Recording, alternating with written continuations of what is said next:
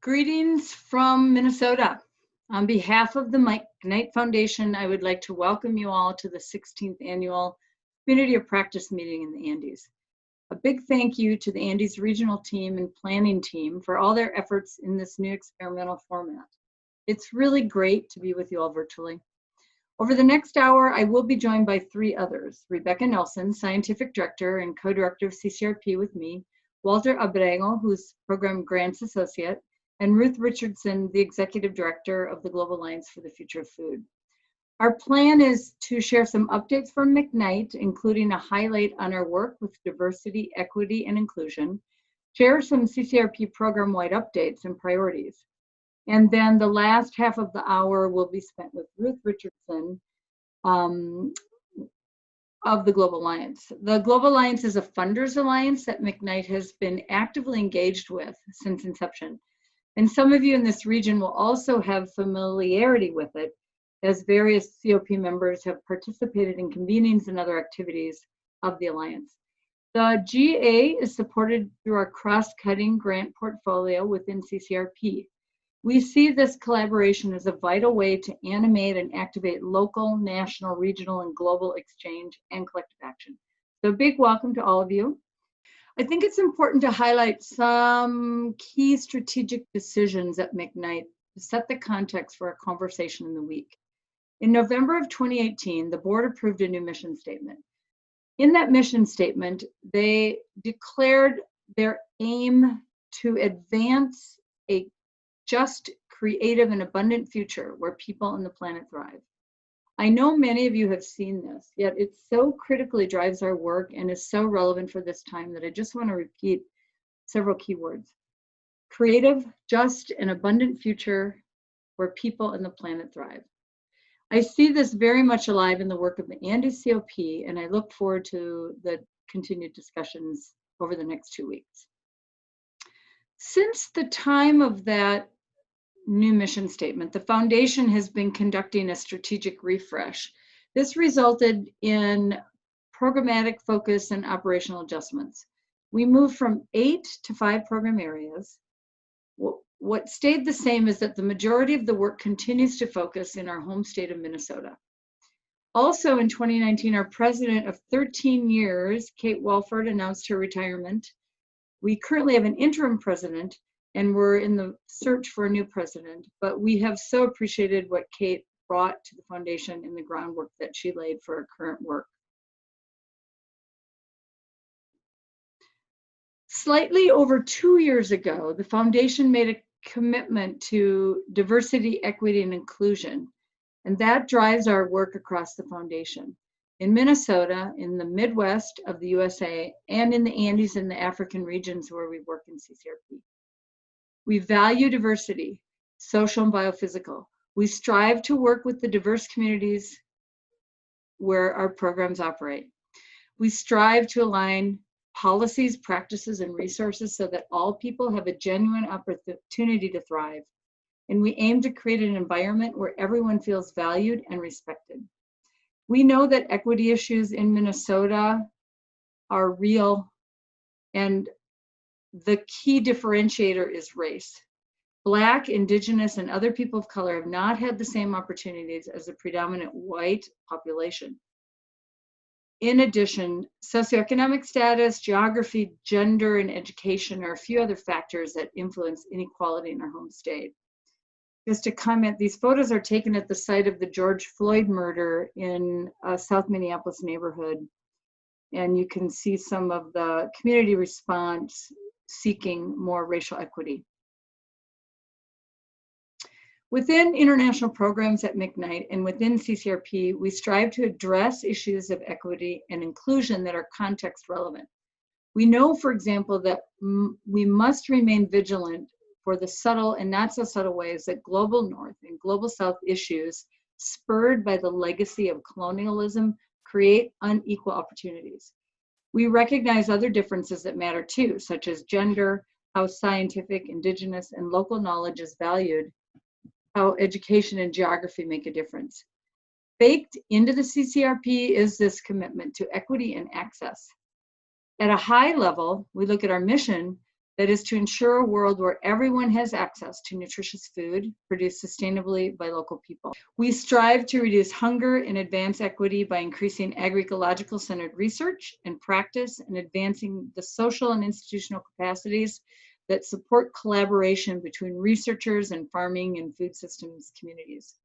And we couple this research with capacity strengthening or co-learning and convene people and communities across disciplines, backgrounds, and experiences to share information, build bridges, expand networks, and inspire action. We are here to listen and learn from the Andes CoP, and we're exploring what this means for you and how this might impact the work of this region as well as across the program. With that, I wanted to invite Walter Abrego, my colleague from the McKnight Foundation, to say a few words about his experience with DEI. Thank you, Jane. It is my pleasure to greet you all from my home in Minneapolis, Minnesota. My name is Walter Abrego. Many of you know me because you email me. As Jane mentioned, and as all of us know, these have been turbulent times both around the world with the global pandemic, but also in our home state of Minnesota and our home studio in Minneapolis. The brutal killing of Mr. George Floyd made it clear that the Foundation's commitment in investing in racial equity in our home state and in the places where we work, it's not only the right move, but the necessary move for us to heal our communities and to seek a more just world. As a Latin American living in the United States and working in an organization such as McKnight, I have been thinking about my role in the pursuit of justice.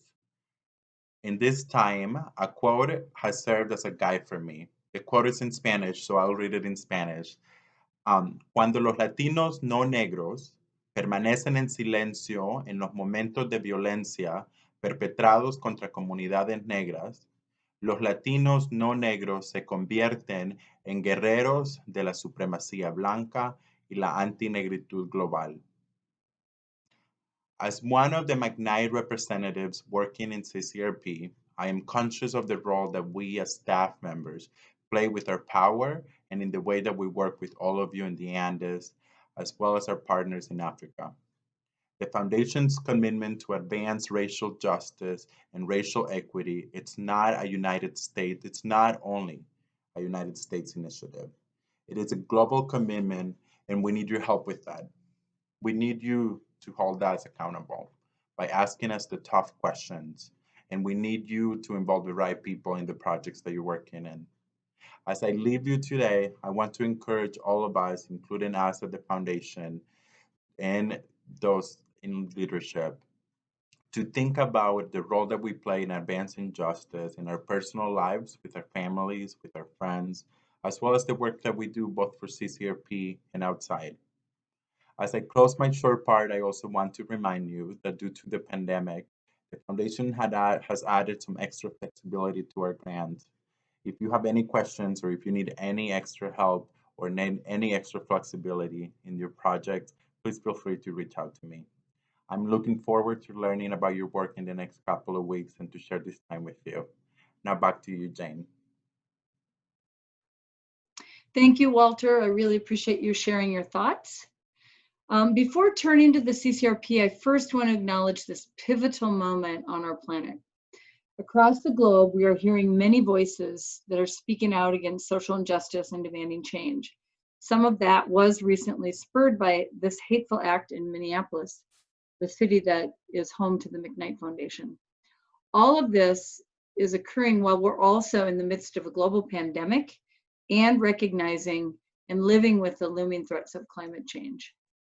So in all of this, the role that food systems play is critical. There's no denying that the world's food systems and the planet are at a pivotal point. It's increasingly clear in this that the way we grow, process, package, transport, eat, research, teach about, and dispose of food directly contributes to these global challenges. There is a growing momentum towards agroecological and regenerative solutions with transformative potential to draw down carbon, build inclusive economies, and feed people with diverse and healthy foods. The time is now for programs like CCRP to contribute to food system transformation. We all have the opportunity here over the next 2 weeks to really think about how to seize this moment.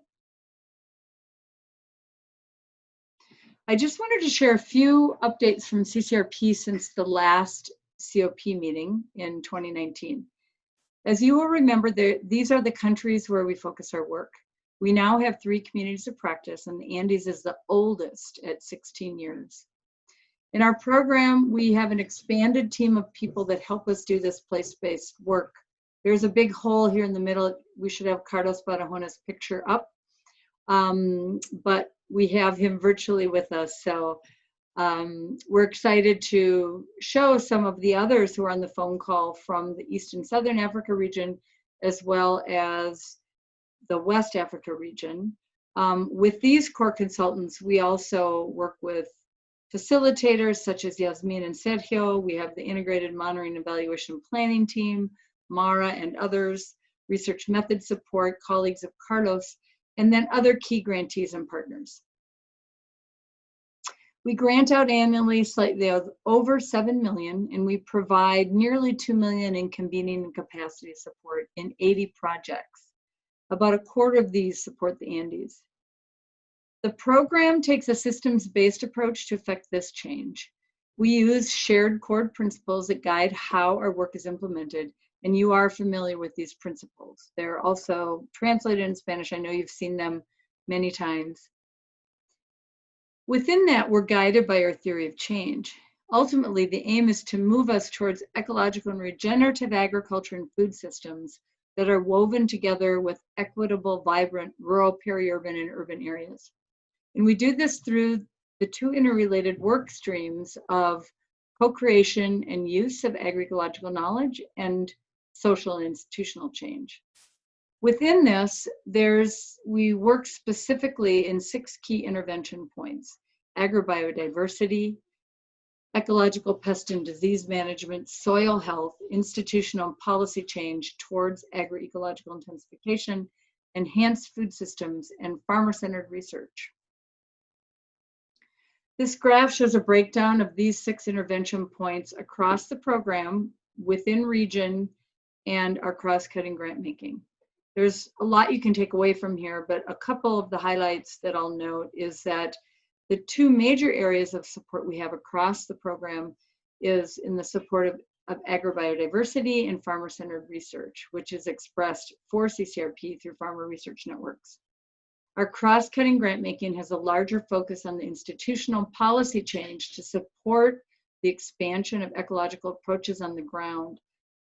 We'll be hearing from you shortly with links to that work. Collaboration is central to our work. It's here where we prioritize the integration of various forms of knowledge: farmer, indigenous, scientific, national, international. So for example, in these 80 projects, nearly 70% have a local NGO or farmer organization, or they have a national government, university, or research partner. Almost slightly over half have an international university, NGO, or research partner. I want to close by reminding you of how we think about the work we do. We often visualize the work of CCRP with this infinity symbol, which again, you all know. This represents a dynamic and continuous flow and balance.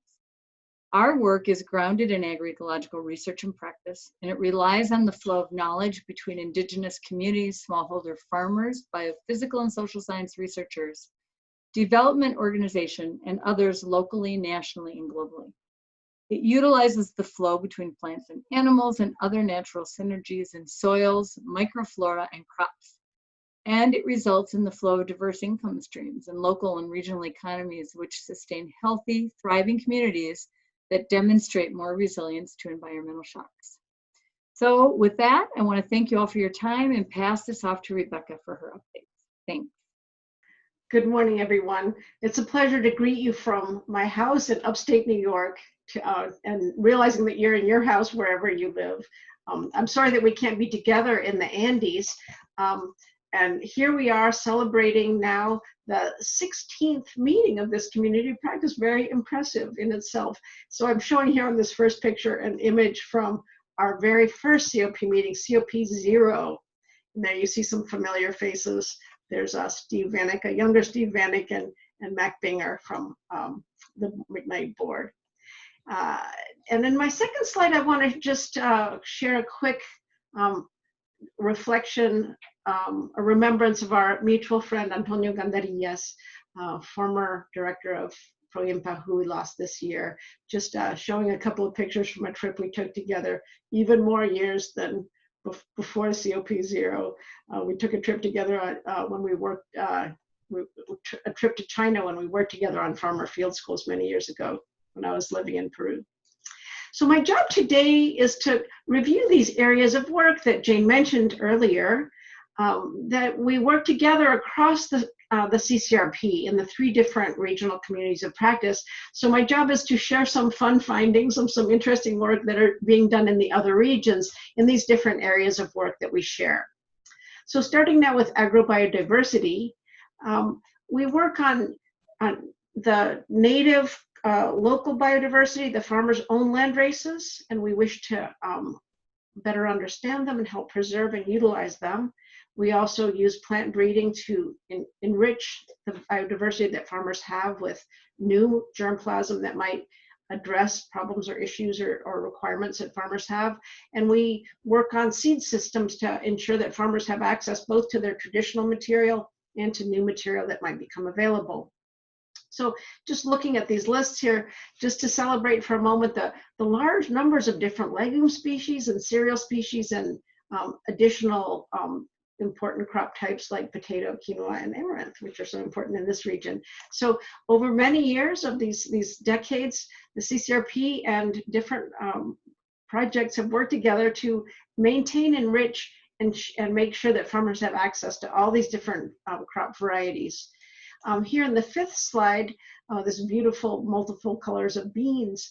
This is work I wanted to mention from Ethiopia. So a group of 5 different universities teamed up to better understand the local biodiversity of legumes in that country, realizing that the market pressures and the way that the government was supporting research was really encouraging plant breeding of a few great new varieties, but they wanted to make sure that they could understand and maintain, and utilize the rich biodiversity that farmers have already of these legume species. And they found that farmers do keep many traditional varieties, even in areas where there's a lot of commercial production of sometimes improved varieties. Farmers are still maintaining and utilizing their traditional germplasm. And that is done on a community basis. Each farmer will have 1 or 2 varieties, but they know what their neighbors are doing, and collectively they're maintaining a much richer biodiversity on purpose. And markets are a place where exchange of knowledge and seed occurs among different and within different communities, both but among households and then among communities as well. And I think those sorts of messages are very resonant with what the sorts of findings that we're hearing about also from the Andes, how even when farmers are appreciating sometimes new varieties, they're also very, very distinctly appreciating their own traditional varieties as well. So what are we doing, what are we learning, and what are we changing when we're investing now through CCRP in crop improvement? Well, we have, as I mentioned, in that long list of varieties, supported a lot of different breeding programs of a lot of different crops over the years, and we're realizing that plant breeding can either increase or decrease biodiversity. And so we have to be very careful in the way that plant breeding interacts with traditional seed systems. And I wanted to give you an example of a case where that's been done very carefully and successfully. This is a nice study that's been published recently from Burkina Faso, showing how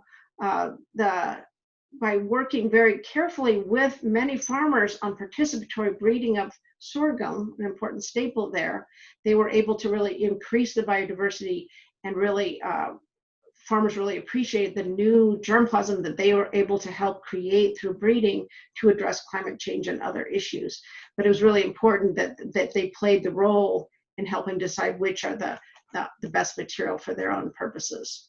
And they had, as a consequence of that participatory approach, quite a lot of impact there. It took a long period of time, and it was done very carefully, but it was done very successfully as well. and I had the honor of visiting part of that related work in the neighboring country of Mali last year. It was really beautiful to see. It was about the 100th time this group had gotten together to share their agronomic findings from the season, and then prepare and cook and taste the new sorghum lines that they were testing. They were able to eliminate some of the material they tested on agronomic means, others on culinary means, and they were able to select some new material that they thought was very good. They were actually so sophisticated as farmer breeders that they were able to make actually hybrid sorghum seed and actually start to become much more profitable and productive in their sorghum production, and still make sorghum that fit their culinary requirements, and were working well for the women farmers. You can see that how knowledgeable and assertive these women are from the very considerable expertise they've developed through this process. So moving on there and looking at management of pests and diseases as well as soils. The soil toolkit project that Steve Vanek has worked with you on, he's also been working with projects in the African communities of practice. They've made a lot of progress with that toolkit, moving from creating the kit to really utilizing it. And I think in this regional community of practice, you've seen a lot of progress there. It's been really nice to see how that depth of knowledge is building up around soils, and the many different ways that projects and farmers are improving soil quality using a bunch of different approaches. And one of the lessons, unfortunately, is that in tropical areas, it can be actually very difficult to build soil organic matter. And so, again, we need these combinations of different methods. And also we need to learn how to manage soil pests and diseases as well as soil nutrients. So there's the biological component as well as the chemical and nutrient side and structural side of the soil health. Another area that I think we're having some interesting finding has to do with bio inputs. I'm really looking forward to hearing the new report on bioles that will be featured in this meeting. There's been a bunch of interesting work done on the use of human urine in West Africa as a biofertilizer, and I wonder if that's part of the bioles story as well. There's been a lot of great work in the African regions on the use of